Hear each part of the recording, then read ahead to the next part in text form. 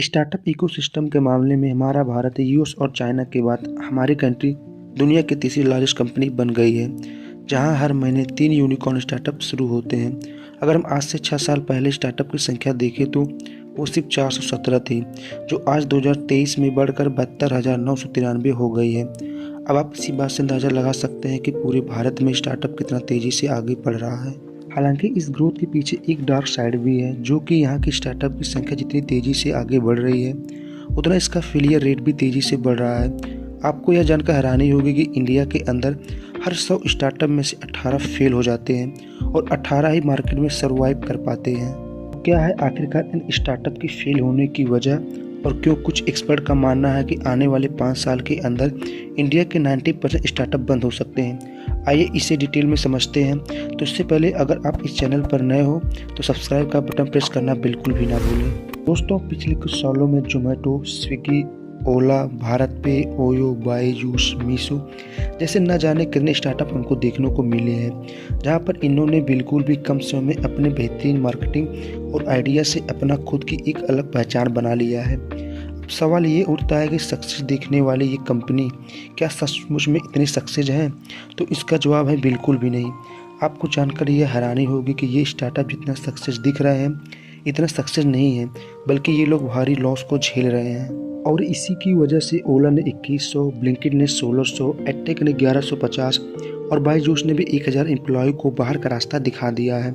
इसके अलावा कास्ट24, मीशो, एमपीएल, उड़ान और वेदांतु जैसे स्टार्टअप भी अपने एम्प्लॉय को बाहर निकालने में लगे हुए हैं। अगर देखा जाए तो कुछ दिनों पहले ही कुछ 17,989 एम्प्लॉयज़ को 52 इंडियन स्टार्टअप ने बाहर निकाल दिया है और आने वाले टाइम पर कुछ कंपनी और 60,000 एम्प्लॉय को बाहर निकाल सकती है, कि वाकई अपने आप में बहुत बड़ा मैटर ऑफ कॉन्सर्न है। लेकिन अगर आप अभी भी सोशल मीडिया या टीवी खोलकर देखें तो वहाँ पर अभी भी बहुत तेज़ी से इन यूनिकॉर्न स्टार्टअप के ऐड दिखाई देते हैं और हमें अभी भी सिर्फ उनसे जुड़े पॉजिटिव चीज़ दिखाई देते हैं और इनको डेली फंडिंग भी मिलता रहता है। तो कोई भी यह अंदाज़ा नहीं लगा पाता है कि ये स्टार्टअप कितनी बड़ी लॉसेस को झेल रही है। यहाँ तक कि 2022 में मीशो को 498 करोड़, ओला को 17,453 करोड़, जोमेटो को 812 करोड़ और स्विगी को 1616 करोड़ रुपए का भारी नुकसान झेलना पड़ा। यहाँ तक कि लॉस करने वाली इस कंपनी में ओयो का नाम भी शामिल है, जिसे पिछले फाइनेंशियल ईयर में 3,944 करोड़ रुपए का लॉस हुआ। अब आपने यह बहुत बार सुना होगा कि एडटेक इंडस्ट्रीज इस टाइम ट्रेंड में है, लेकिन अगर हम नंबर पर ध्यान दें ना तो आंकड़े कुछ अलग ही देखने को मिलते हैं। अनअकैडमी, वेदांतु, बायजूस और अपग्रेड जैसे एडटेक कंपनी बहुत सारी लॉस को झेल रही है और यही वजह है कि अब भारत में स्टार्टअप को इन्वेस्टर्स मिलने बहुत कम हो गए हैं। जापानीज कंपनी सॉफ्टबैंक, जो इंडिया को सबसे बड़ा इन्वेस्टर्स है, पिछले साल उसे $26 बिलियन का बहुत बड़ा नुकसान हुआ था। तो अब इस कंपनी ने इंडिया के अंदर अब सिर्फ आधा अमाउंट ही इन्वेस्ट करने का फैसला किया है।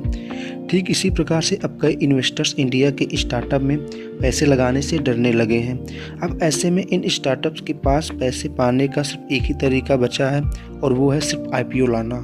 इसी वजह से पिछले कई साल यूनिकॉर्न कंपनीज खुद को स्टॉक मार्केट में लिस्ट होती हुई दिखाई दे रही हैं।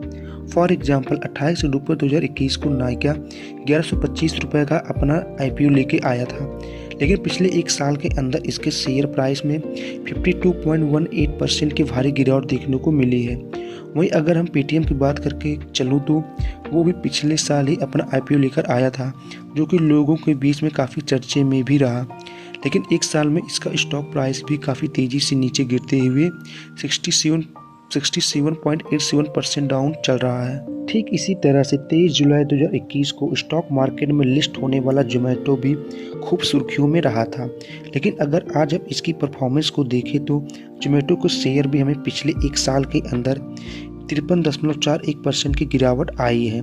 तो इसके बाद ओला, स्विगी, ओयो जैसे और भी कई कंपनीज अपना आईपीओ लेके आने वाली थी, लेकिन कुछ यूनिकॉर्न के स्टॉक मार्केट में खराब परफॉर्मेंस की वजह से इन कंपनियों ने खुद को पीछे करने में अपनी ही समझदारी समझी। अगर अब हम बात करें कि आखिरकार इन स्टार्टअप का फेल होने का कारण क्या है, तो आपने देखा होगा, चाहे जोमेटो हो या फ्लिपकार्ट, ओला हो या नायका, एक के बाद एक नए ऑफर्स दिए जा रहे हैं और अपनी एडवर्टाइजिंग पर भी दोनों हाथों से पैसे उड़ा रहे हैं।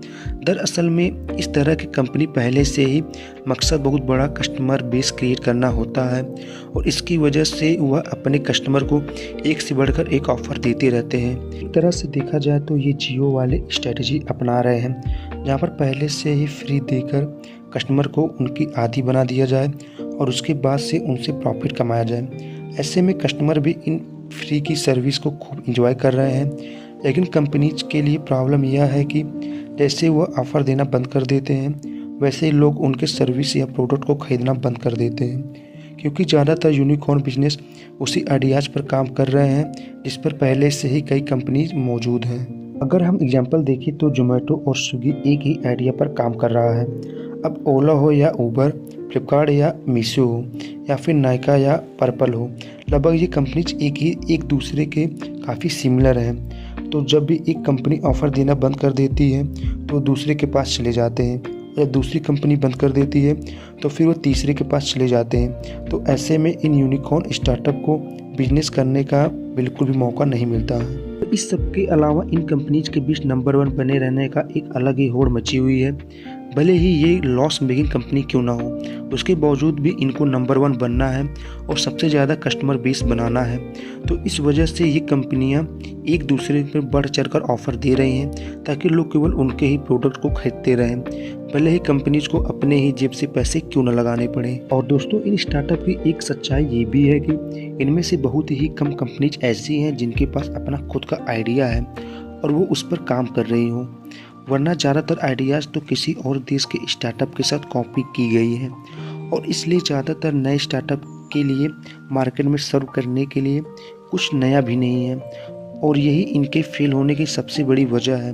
तो इसी वजह से इंडिया में 100 में से 82 स्टार्टअप या तो फेल हो रहे हैं या मार्केट में बहुत बेहतरीन परफॉर्मेंस नहीं दिखा पा रहे हैं और इनमें से सिर्फ 18% स्टार्टअप अच्छे से प्रॉफिटेबल बिजनेस कर रहे हैं। तो ऐसे में ये देखना काफ़ी दिलचस्प होगा कि लगातार घाटे में चल रहे ये स्टार्टअप कुछ नया करके खुद को प्रॉफिटेबल बना पाएंगे या पूरी तरह से फेल हो जाएंगे।